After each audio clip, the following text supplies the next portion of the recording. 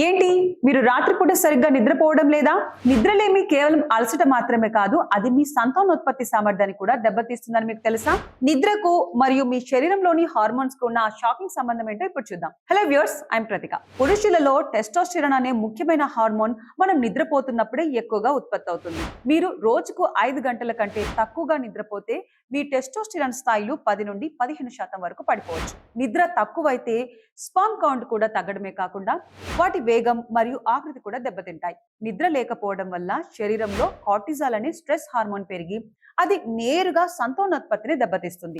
మెరుగైన ఫర్టిలిటీ కోసం రోజుకు కనీసం 7 నుంచి 8 గంటల నాణ్యమైన నిద్ర చాలా అవసరం. నిద్రపోయే ముందు మొబైల్ ఫోన్స్ కి దూరంగా ఉండడం మరియు సరైన సమయానికి నిద్రపోవడం వల్ల మీ హార్మోన్స్ మళ్ళీ గాడిలో పడతాయి. మీరు రోజుకు ఎన్ని గంటలు నిద్రపోతున్నారు? కింద కామెంట్ చేసి చెప్పండి. సంతానలేమి సమస్యలకు నిద్ర కూడా ఒక కారణం కావచ్చని మీ ఫ్రెండ్స్ కి షేర్ చేయండి. మరిన్ని హెల్త్ టిప్స్ కోసం ఇప్పుడే మా ఛానల్ ని ఫాలో అవ్వండి.